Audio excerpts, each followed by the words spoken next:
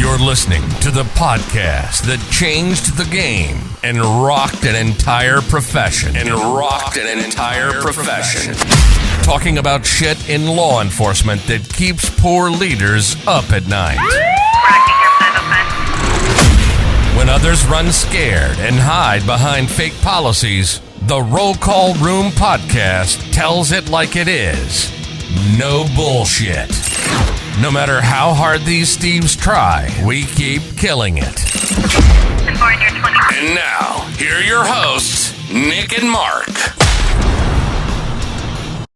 Welcome to another episode of the Roll Call Room podcast. I am one of your hosts, Nick. With me is the new Supreme Leader of Iran, Mark the Cop. I don't know whether or not you want that. Yeah, I don't know if you want that title because I will be killed soon. So, but I know two people in the world that'd be really happy with that news, but there's a whole bunch of others that wouldn't be so pleased with it. So, yeah, that's fine. But just for the folks tuning in, Mark and I always have this thing. So you wanna run a podcast? Yeah, exactly. I don't know the last time we just hit record and then there were no issues. Never. We definitely. There's always internet issues. There's connection issues. There's Riverside issues. Like our buddies over at Spinning Our Gears, we have a group text outside of here. Yeah. And Riverside, your ears must be bleeding. You and YouTube and Spotify, you must be bleeding with the amount of technical problems that have gone on. And I'd venture to say it's probably us two old fucks that just don't know what the fuck we're doing. Technology but it's reassuring. Yes. Yeah, it's reassuring when Spinning Our Gears reaches out and is like, Riverside, fucking, I wish there was something different. Me too. So don't look at Roll Call Room for product endorsement. I'll tell you, on Zillow, you can go eat some butt. Riverside, great product, but God, is it quirky? And to quote my beautiful skinny co-host here, the shit that the original features aren't working. Why are you adding more? Yeah. I'll touch on a little thing. This skinny co-host of yours is paying the price now because now we're recording this on the 25th of July. I have to go in for surgery as a result of losing all of that weight. You get healthy and then all the health problems. But isn't that one of the known side effects? GLP-1s. Yeah. I'm sorry. Yeah, and I didn't pay attention to it. Like I see them on the commercial, and I'm like, it's you may have gallbladder problems, you may have gastro problem, all these different, and I'm like, checkbox. Luckily, I'm having something removed that really isn't necessary, kind of like an appendix. The appendix of foreskin. Yeah, that too. I'll never get rid of that. We were talking before we hit record. I don't know about you. I don't know if this is a result of law enforcement PTSD or not, but do you have the U.S. Postal Service? What do they call it? Informed delivery, where they send you an email of pictures of all of your mail that you're about to get. Yes. I don't know whether or not. Yeah, I thought it was a good idea when I first signed up for it. And then you start getting all those gay cruise things that I've been sending to you. No, those I love. I see those coming. I'm like, yeah. Mark's been busy. It's stuff like when you get a letter from your HOA, and then you're like, fuck, I got this now at 8 what? o'clock in the morning. Yeah. And you're like, it's 8 o'clock in the morning. You get that preview and you're like, oh, my mail person doesn't deliver until 11. And then you start zooming in, see if you can see through. Yeah. There you go. See your fucking zoom. Nice new sticker there, Nick, by the way. Yeah. You like that? that? Yeah. We should do a promo. Yeah. If you want one of these beautiful new stickers, let me put one up so that you can actually see it crystal clear. This is one of our new stickers. It has the roll call room on there. It has a yellow brick that says "I'm important." It has a name tag, Steve. Yes. And it also has a coffee mug that says "I love dispatchers." Little hidden meaning there. Of course, the Punisher logo that every hard-charging officer should have a sticker on the back of their pickup truck. And of course, our website at the bottom, rollcallroom.com. If you have not checked out the website, shame on you. What have you been waiting for? You've been sitting behind, Muffler Brothers parking lot at 3:00 in the morning, listening to the roll call room like I used to do. Yeah, we know when you guys have downtime because we'll drop an episode, and Mark does it more than I do it now, where he'll send me a message. Obsessive. Yeah, you'll send me a message. You're like, what's going on, man? It's like only 2,000 views so far. And okay. I was like, all right. Let's time out real quick. Okay. Yeah. Because somebody on this podcast likes to rattle the cage to get the lion to roar. We've been deplatformed. We've been shut down. We've been demonetized. Yeah. So, whenever you listen to our opening theme, it says, these cowards keep putting it to something like that, and we're still here. That's why. So whenever I see a dramatic fluctuation in our consumption numbers, okay. I start going back through my head. What episode did we said it was outrageous? Because Yellow Brick Prick got everyone's attention. We got deplatformed right after that. Just so you all know that you guys don't understand the amount of letter writing and email sending that Nick does. They're like, why did you deplatform us? Well, we got this complaint. It's like, or we didn't meet the community guidelines. What's the community guidelines? Well, you just have to go read them, and they're 12,000 pages. But tell me which one we violated. Like exactly, there's where the part our YouTube. That cop process. Tell me what I did. What violation? Which policy did I fuck over today? And the problem with YouTube is like it's too late to go back into the catalog and censor all of the no words that YouTube says that you can't have to go monetize. And what's our number one no word, boys and girls? Suicide. Yeah. They'll play Ozzy Osbourne's Suicide Solution, but for music, but they won't do it. But what they sorry, I didn't mean to jump in there, Nick. My ADHD. No, you're good. Mind. But that's why they were saying what Nick was saying there was that we have to go back through 5 years of the product and censor out every time we said suicide. Yeah, that's what this platform's. That's what this show is about: is to prevent, reduce, stop police suicides and retirees. Yeah.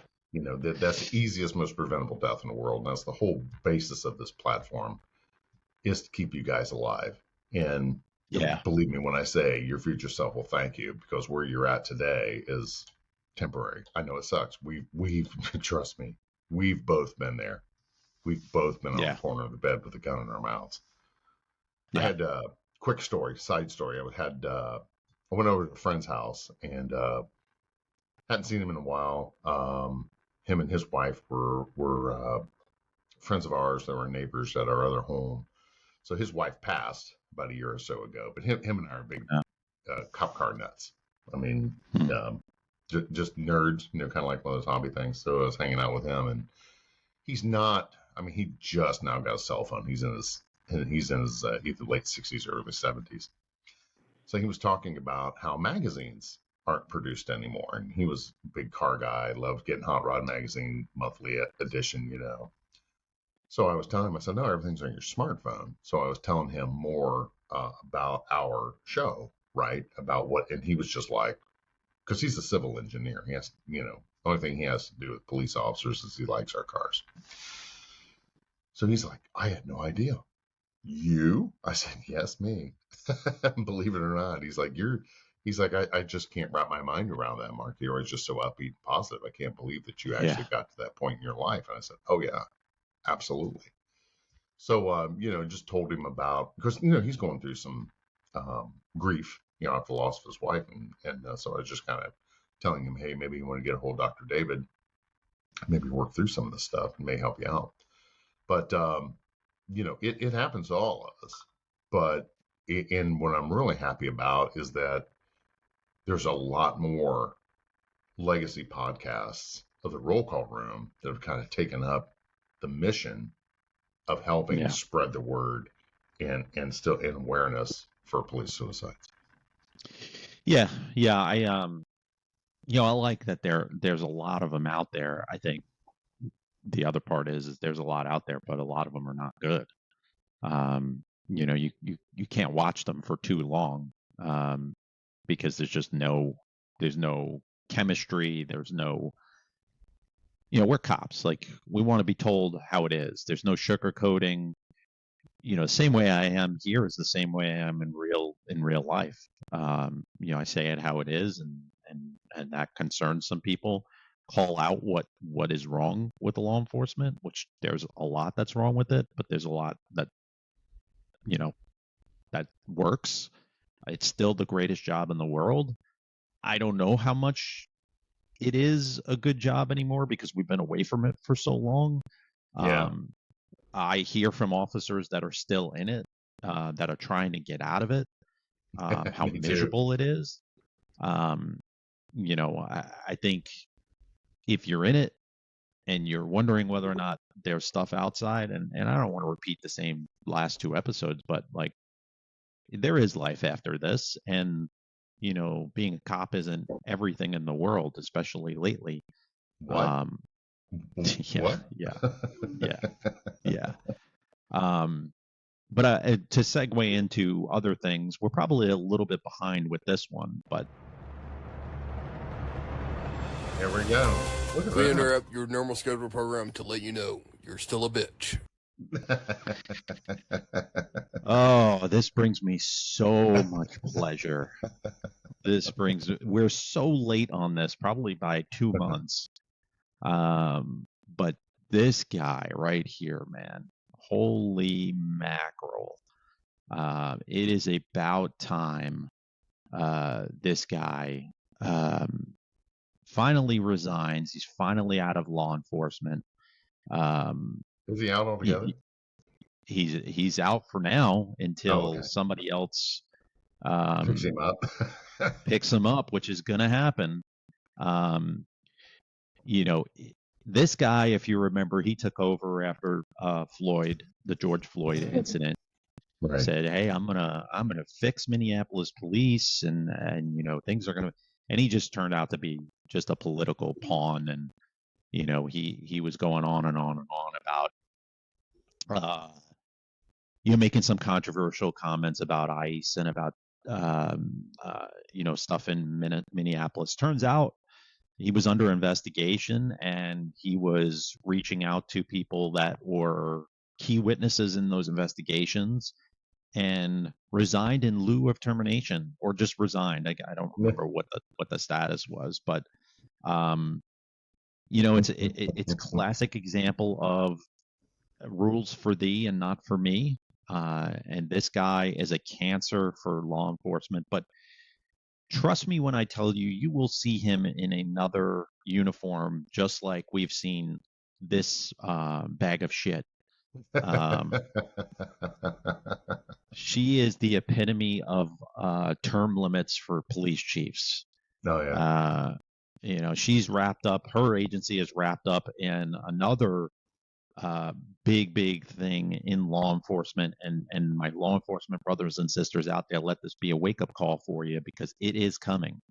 The overtime abuse or fraud, these departments, this is their new rude and discourteousness, or Brady list. Yeah, untruthfulness, get throwing on a Brady list. Yeah, it is rampant. Every time I look, you're seeing officers arrested for fraud, overtime fraud, like this idiot here, this NOPD detective, $157,000 in overtime. I'd venture to say probably around the $20,000 mark. Somebody should have woke up and said, why is detective so-and-so up to $20,000 in overtime? And it could be legitimate. Like, it could be legitimate. I know homicide detectives, they work nonstop for they do. days on end. It's insane the way they do that. Yeah. And even the cities that have multiple teams, it's like, why am I working 24/7 here? I understand the trail is hot right now, so switch out. My old agency was rampant with overtime fraud. Specifically, watch commanders used to work a detail at a business while being the watch commander for the city. Yeah. And it was wild, dude. It was wild. Like, I know every agency has policies prohibiting that. Yes. Yeah. But it's bad because it ruins confidence from the citizens that we've got officers running around double dipping, committing overtime fraud. And it's hard for us during contract negotiations to go to the city and get the citizens to back us up when we're trying to ask for a slice of the pie, which typically is only from 1% to 3% pay raise, which is bullshit. And the citizens are like, well, you're already gouging us with overtime. And a lot of it is legitimate overtime. You got court, you got critical incidences that require double time pay and all that stuff. I'm not talking about that. I'm talking about the ones where you're working city overtime and you're at home, or you're working city overtime and you're fucking off and you're not really working city overtime or county overtime. And those are the examples that the problem is we're police officers. And again, this is another realm that we're expected, we as an industry are expected to manage, meaning who's doing the audit, right? So I remember seeing that, I think it was New Orleans, where they had a commander that was on city overtime with his take-home car. And it was so, it was so blatant that the citizens were taking pictures of them being at home. Because evidently someone knew something somewhere. They just get greedy, and that's, one of the 7 deadly sins, right? Yeah. There is legit overtime, but if you're just on overtime just to collect a check, and those numbers are just very, very low of people that are scamming and frauding the system. But we should be doing self audits all the time. I can't agree. I can't agree. That should even happen in my department with 20 people. We had a guy that well, he's supposed to be at training. He had a take-home car, and he's supposed to be on this task force. And I heard the other day, and they're like, no, he rarely ever showed up. Really? Yeah. And I can distinctly remember, I got training on this day, and then task force the next day. Now the guy that was on the task force is like, no, this guy never showed up. That's why we told him to step down, because he's never here. I went, 5 years later, well, there's another incident of them stealing time. But there again, that's what the guy in the corner office, or the person in the corner office, is supposed to prevent. Who is doing your audits? And I'm sure your payroll is like, this guy is excessive. Is anybody raising an eyebrow? Yeah, but I've been venture to say, like, when you look at the person who gets caught, what was the hiring process when they got caught? And was this an isolated incident where, when this allegation came up, they're like, oh my God, George, I would never expect that from George? Or is it what we usually see, which is the person gets caught and it's like, George was super shady to begin with. Remember when he first kind of came on, he was doing X, Y, and Z. The warning signs were there. Well, exactly. But I think it gets down to, it's how do good cops go bad? The age old, with great power comes great responsibility. And it probably started out, I figured George is probably a good, honest dude, but he put in for, maybe it was just an extra hour that he was really wasn't there. Maybe it's a 3-hour detail and he'll put in for 4. Well, it was 3.5, and I'll just round up. So next thing you know, it's 4 hours, it's 5 hours. With that, it's little increments at a time, not, hey, I'm going to go in there and see how much money I can fleece the city for. It doesn't, a lot of it doesn't start that way. But then again, on the other side of the coin, we also have these shitbags that get into the industry that, they've skirted the system. They know the right answers to give. And, or like LAPD's Rampart division, all the misfits went there. Next thing you know, they're dealing drugs and running hookers out of the cruisers because those are the people that we bought. Why? Well, we need our diversity numbers up. How about we forget about what you look like and spend more time worrying about, can I do the job?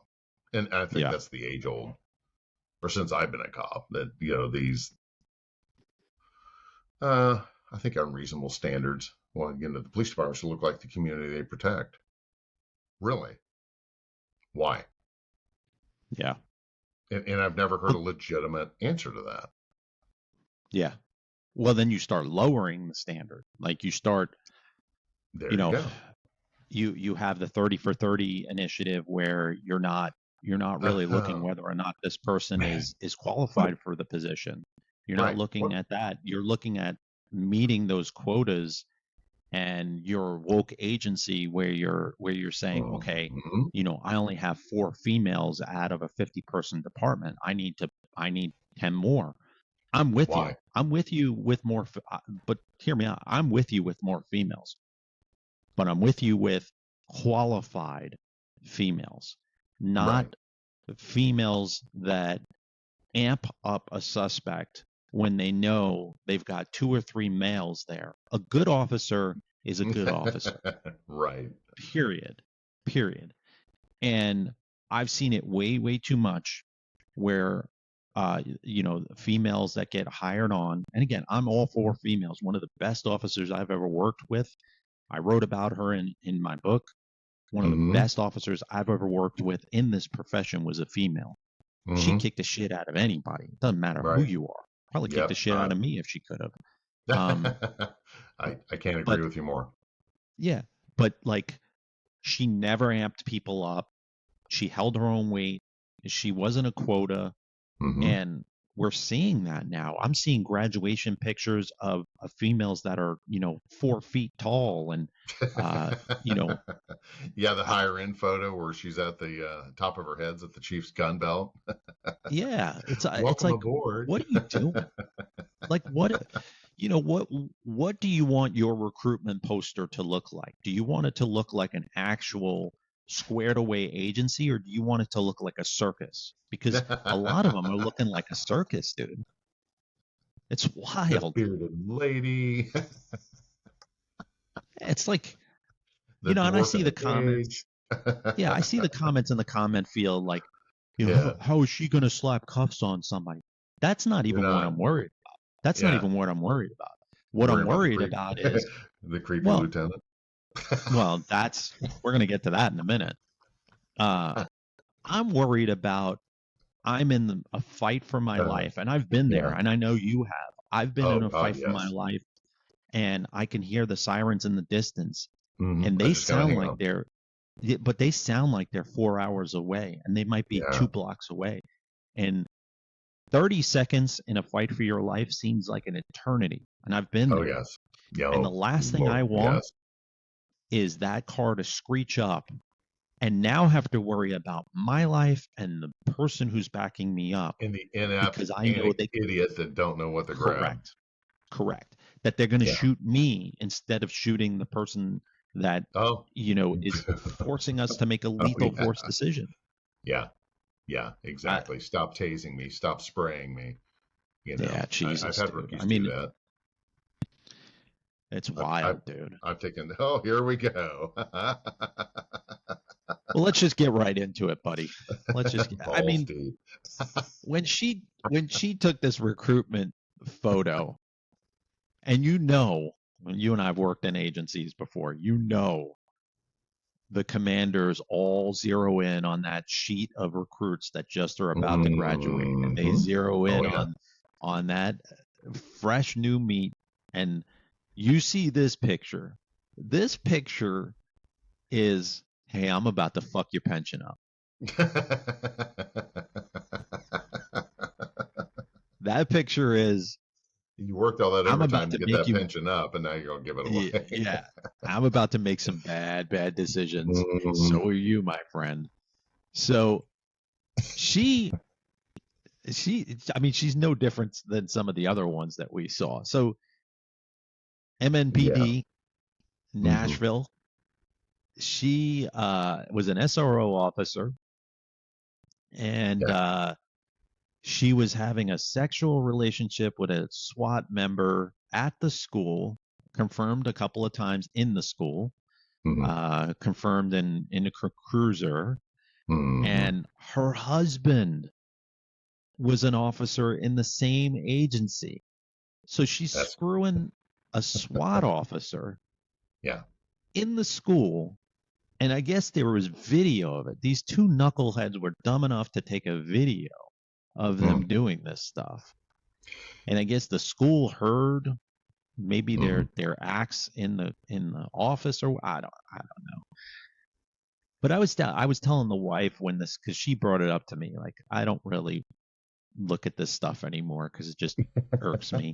And she's like, "Hey, did you see about that SRO officer?" And I was like, "What?" And Yeah. I thought it was a guy. I thought it was a male, and I was like, "That doesn't surprise me." Like, Right. shit, my agency, the SRO officer, was practicing dry firing in his office and shot through the wall Oh my God. into a classroom.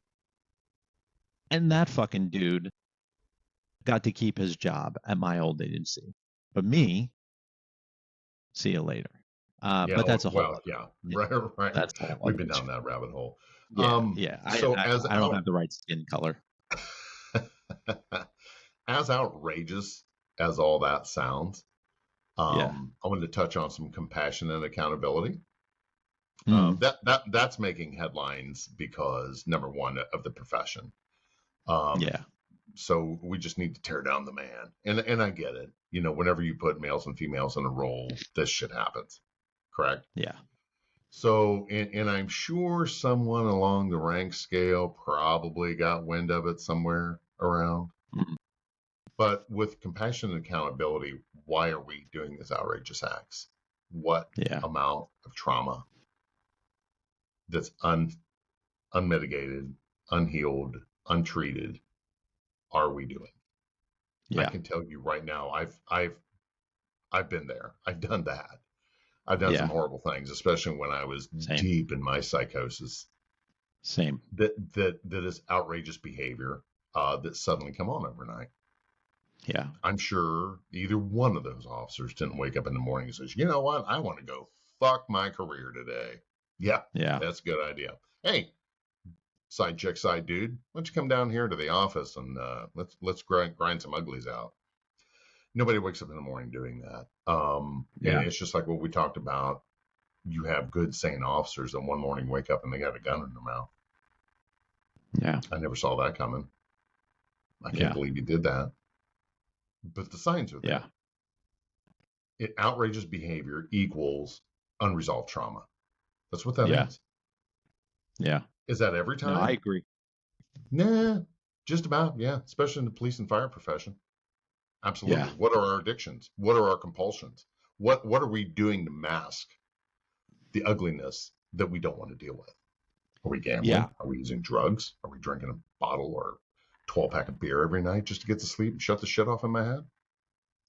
You know, and to be real with you, I mean, that's funny and it's good to poke fun at, but all of us veteran officers out there see this story over and over and over. But Mm-hmm. why? And here's the reason why. And generally after that incident, now think about this. If you're in a bad mental state to begin with, you make some bad decisions, and now you've made it to the roll call room. And Nick and Mark are talking about you. This is a big story. And it's a big story because this is something we've all seen over the past couple of weeks. Yep. But under compassionate response or accountability, let's look a little deeper. Let's go down another layer and say, hey, I want to be sure you're not sitting there with a gun in your mouth, because now you are national news and now your career is in the shitter and now you're on the unemployment line. What am I going to do now? Fuck it. Is that the Yeah. answer? No, it's not. Things change. And I can tell you that when I retired, 21, Yeah, 5 years downrange, nobody gives a fuck about my incident. Zero fucks given. Same thing with you there, Nick. Zero fucks. People, you got people at your department not doing know who the fuck you are, unless the person whose mind I live rent free in mentions that name. Oh, I know it. I know it happens, brother. I listen. You have one.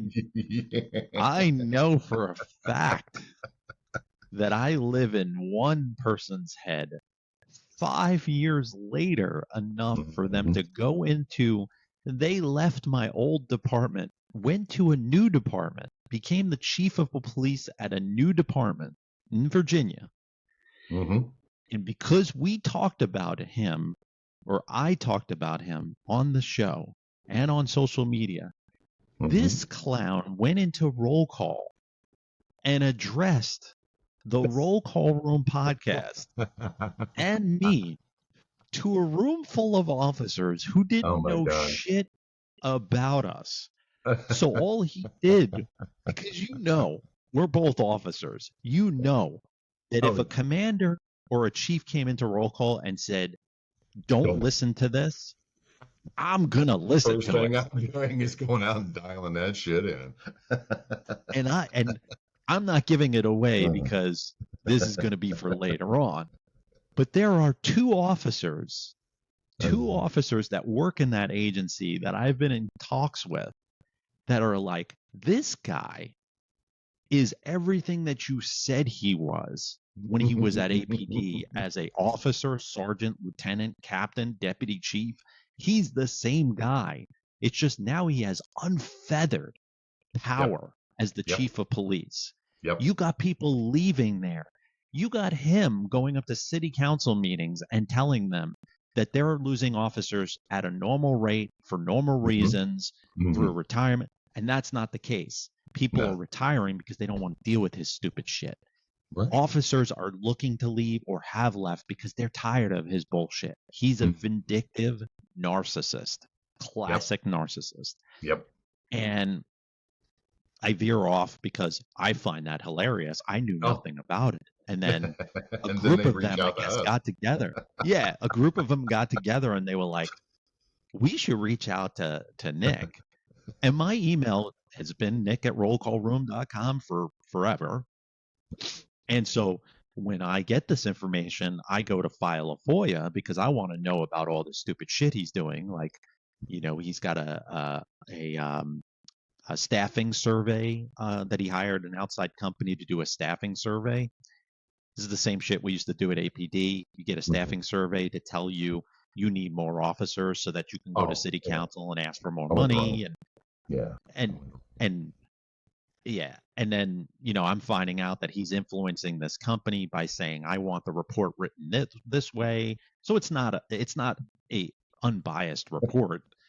It's this chief hiring this company and saying, I want you to write it this way.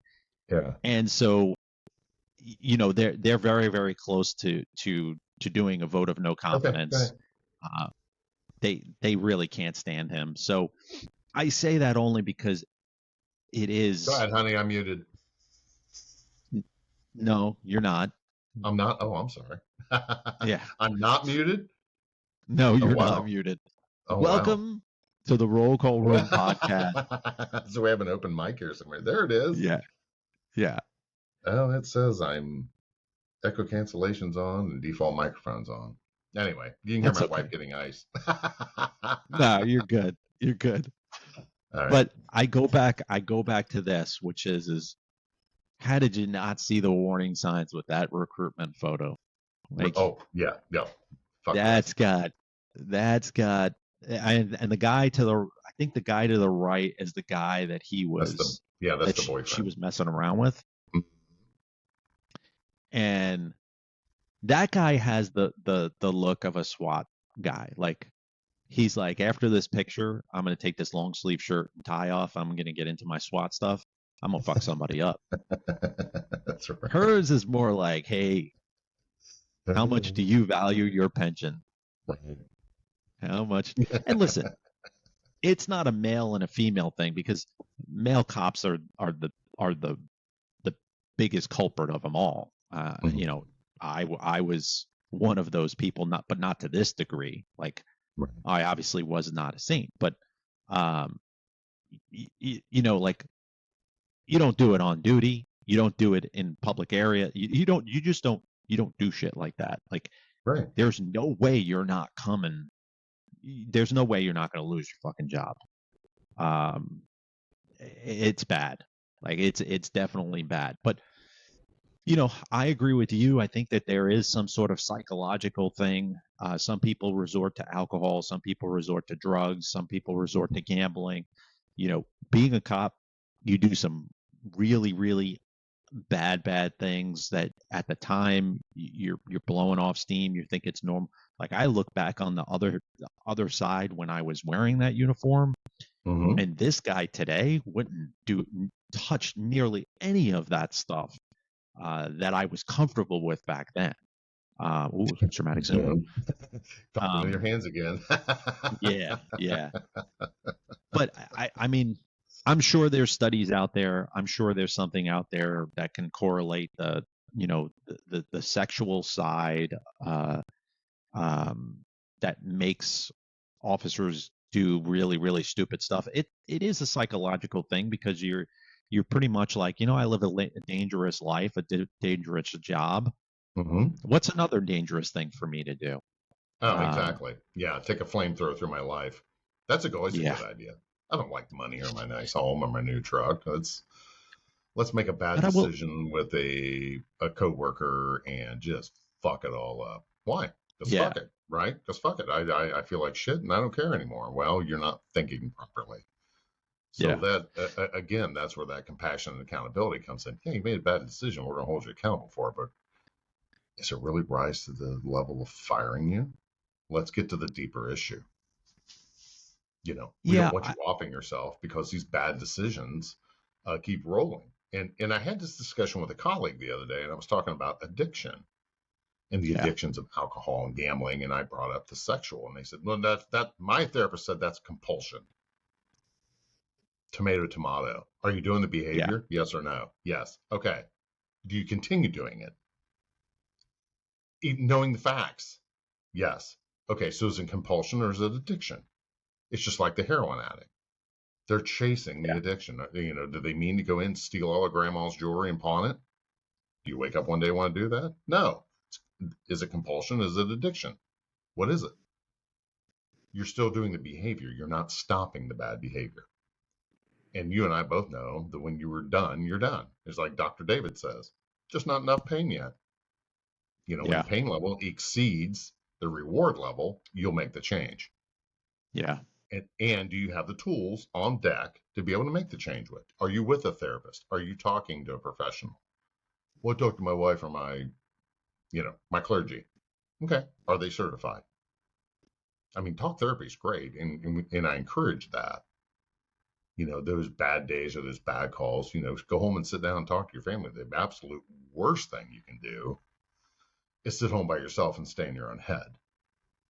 Yep. So I had an old hat tell me years ago, well, don't tell your wife because, you know, blah, blah, blah. She won't understand. No, she may not, but she does understand me. And that's where I made my horrible mistake. Same. Yeah, if I could go back, then I would definitely confide and, you know, trusting the people that knew me before the job, because they can definitely tell that you're in a different headspace. Like, but at least this one didn't go down the bad road others have gone before.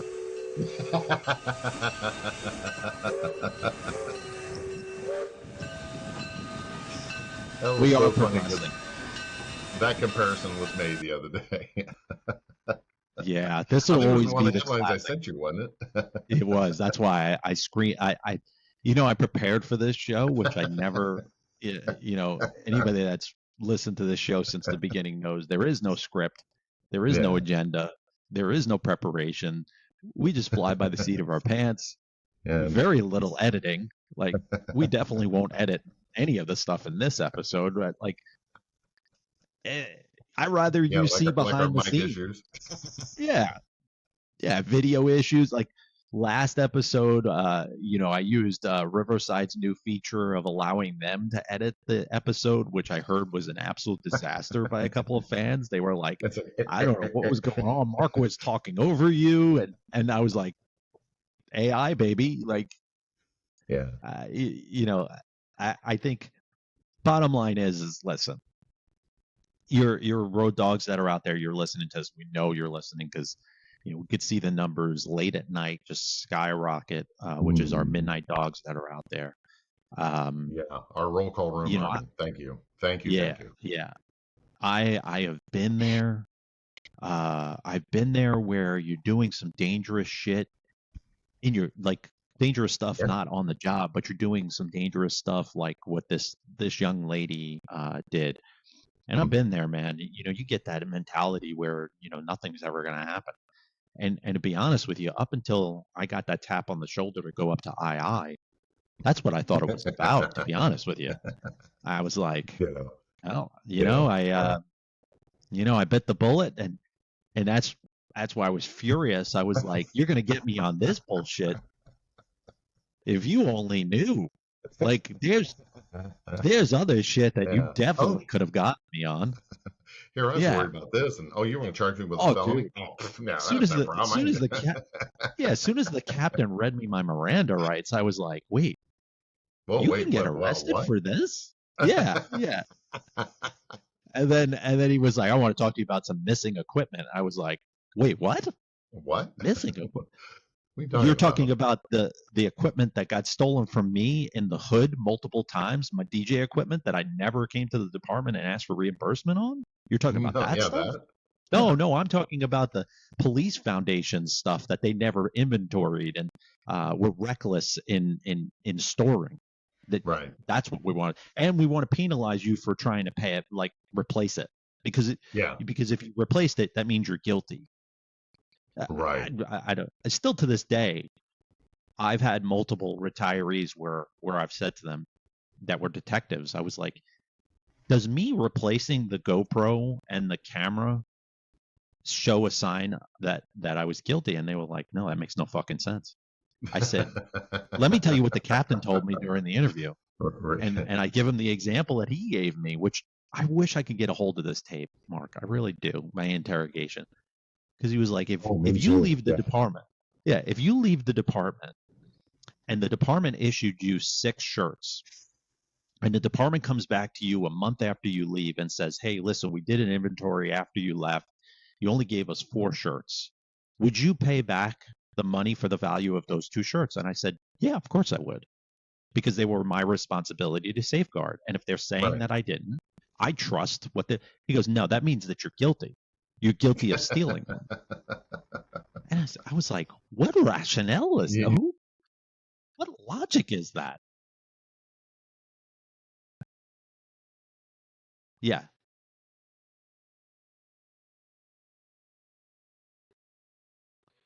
But because here. And I even said in my interview, I probably said this 15 times, so whoever's listening to this probably is like, dude, get over it. I've said it before, like, it was my responsibility to safeguard the equipment. It was my responsibility, and I failed that. Where I didn't understand, and because I was so blitzed out of my fucking mind at that time, I had a DJ business at the same time. And what they thought that I was bankrolling and using the department's equipment in my DJ business. I had over $60,000 worth of DJ equipment in my garage. I didn't need $1,200 worth of fucking cheap equipment. Right. Like, but I was too stupid to realize it at the time. I was like, I think it was like a year later after I had left, and the trauma starts to settle down, and it was an epiphany moment where I was like, holy shit, that was the MO that they were going with. Was they thought that this was going on. That's why they pulled my tax returns. That's why they were looking at my business tax returns. And some of the questioning was, well, why didn't you claim on your business taxes? Why don't you have an itemized equipment list on your taxes? And I was like, because I use TurboTax. Whatever TurboTax tells me to do is what I do. I'm not a CPA. Like, I don't know. But it probably looked even more suspicious. Like once that happened and I left law enforcement, I shut the DJ business down because they were like, oh, he had to shut the business down because he doesn't have our equipment anymore. And it wasn't the fact. Like, I didn't make it good for myself. Oh, dude, I was circling the drain. I was trying to keep the house. I was trying to keep cars. Doing $300 DJ gigs was not going to save me at all. Like, I was literally panicking and trying to figure out how I was going to salvage everything in my life once I left, because I built this big, huge castle around law enforcement. And the money, the overtime, and all that's like, I. But I tell you this, me 6 years ago compared to now would never believe this, which is I'm glad that it happened. I'm glad that it happened to me. I'm glad that I went through it, because it completely changed my work ethic at the job that I'm at now. Family always comes first. If I got something going on with the family, that comes first. Everything else comes second. And I don't care what the job's opinion of my work ethic is. You give me something, I do it. I do it to 110%, and that's it.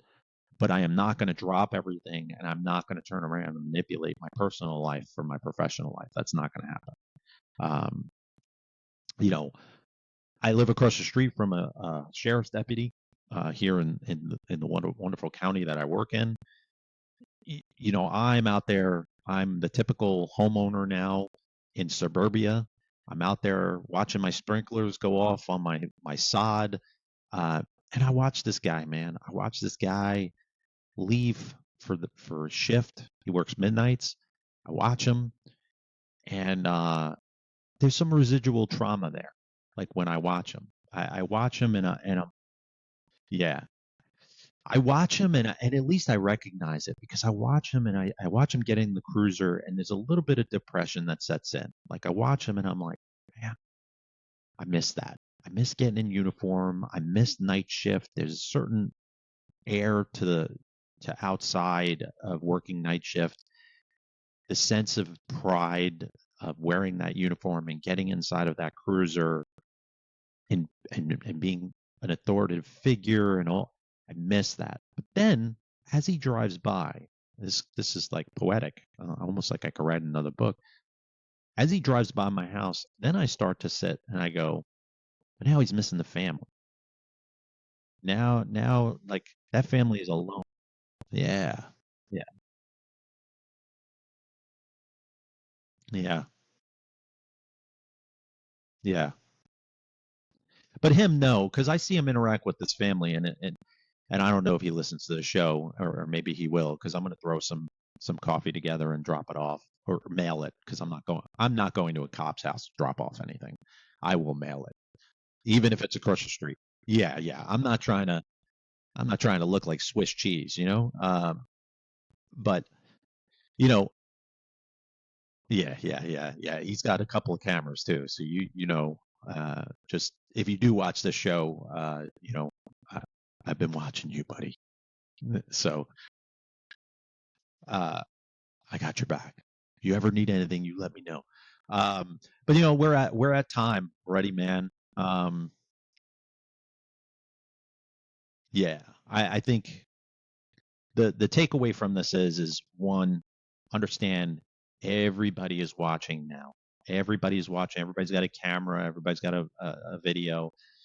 You know, watch what you're doing, and be cautious. Um, yeah, I'll send it over to you, Mark, to close us out.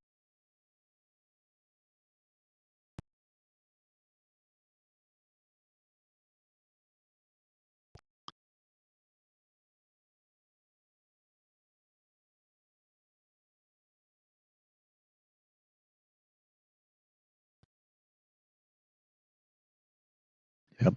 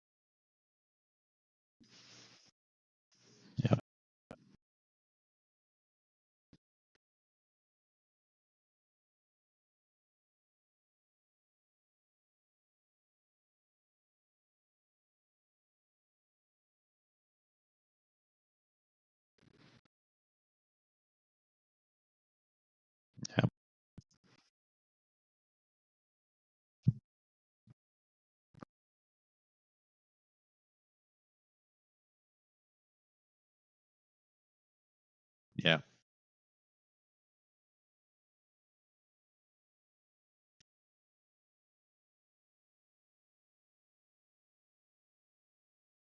Yep.